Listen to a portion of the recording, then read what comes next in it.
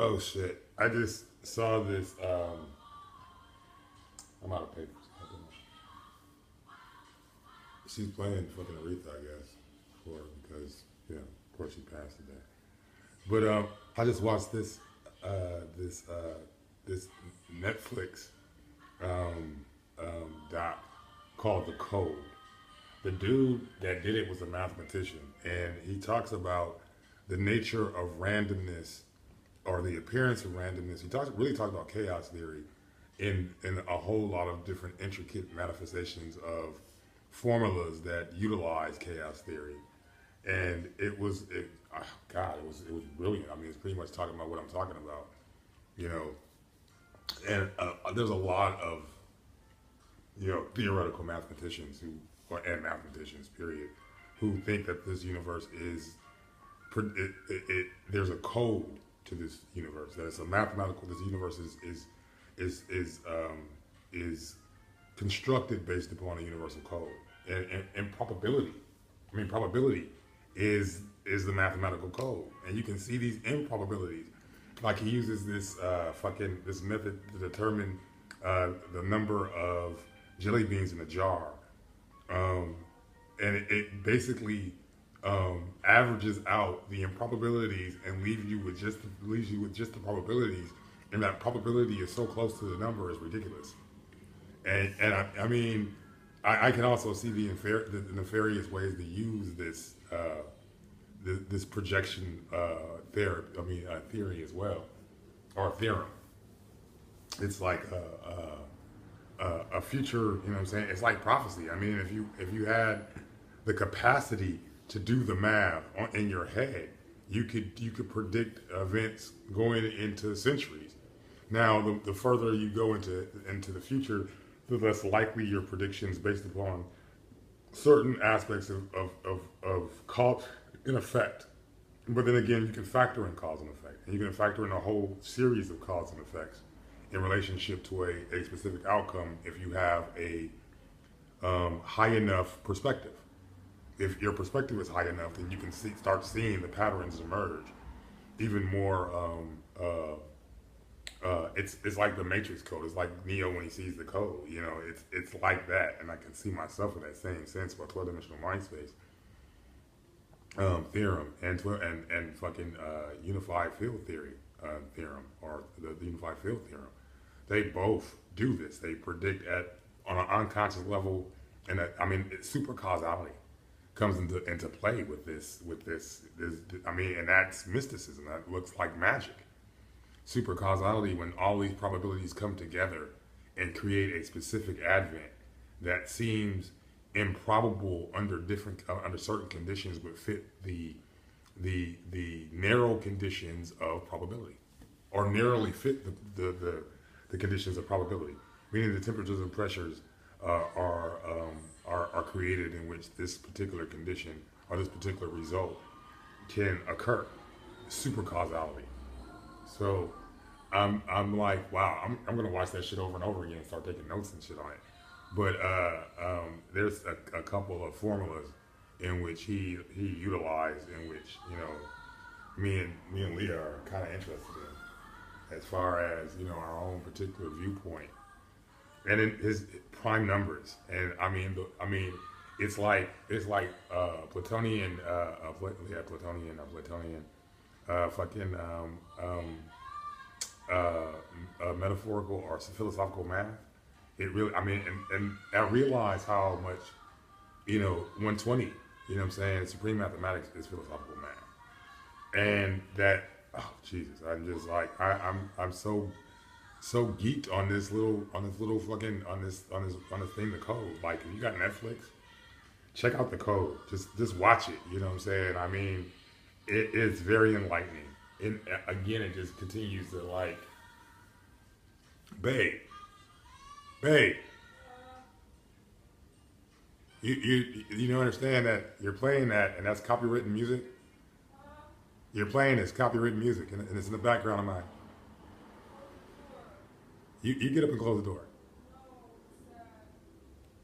Um, I was saying that earlier about Aretha. I believe that concept of a better place. You know what I'm saying? In relationship to the scientific concept of consciousness, that we are not this body.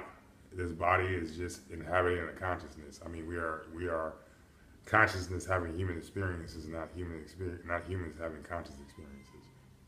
And this was the end of her human experience, but her consciousness lives on. Energy, consciousness is an energy. It's the basis of all energy, information, and so therefore it can't be created nor destroyed. And Aretha lives on in our hearts and in our music, and her accomplishments. So I don't necessarily feel sad like that. I do, but I don't. I appreciate the life that she lived, not so much the life that she lost. I'm not mourning the life she lost, but celebrating the life she lived. Aretha Franklin lived a incredibly impactful life, and I don't want to take away from it by life comes to an end. That's a reality of life. So I'm more celebrating the life she lived than the life she lost, because that life is the life that really had an emotional impact on us. At the end of the day, it was the life she lived, not the life she lost. It was the life that Aretha Franklin lived. That Aretha Franklin lived her life like she lived her best life. And that's something to be celebrated. And her journey is over. As far as this aspect of the journey, again, I'm on that reincarnation thing right now, and I'm really on, because if you think about reincarnation, this is Swami Prabhupada is a great source for understanding reincarnation. His perspective of the eight wheels is brilliant. He was a brilliant Swami. He was a brilliant metaphysical scientist. He really was, and he saw this as a conscious science. He saw it as he saw what he was doing was conscious science.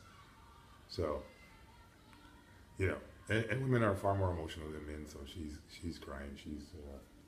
She's celebrating Aretha's life in her own way. And I don't want to distract from it or take away from how people deal with whatever grief that they're dealing with. Yeah, he was a brilliant individual as well, and you talk about ascension based upon a person, and then dissension, or no ascension at all is incarnation. You don't ascend above the physical plane, and you don't descend below the human conscious plane as another animal. You ascend beyond it. Is one of the contentions of one of the hypothesis, I guess, of reincarnation in relationship to the eight wheels, and reincarnation science and so forth. Even Thomas Jefferson and Virginia, the University of Virginia, which has the most comprehensive study on reincarnation. I think definitely in the country, if not in the world. And I don't want to go so far as saying the world, because there's a lot of other countries that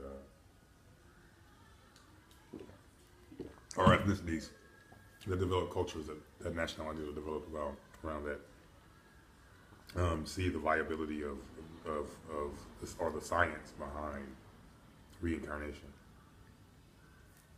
Again, I'm a fringe guy. I'm a guy, but I look at the principles of science within the fringes. If the principles of science don't go into the fringes, then I won't go into it either. These cause and effect, and that's that thing, the code that I just watched. It really is. It really is a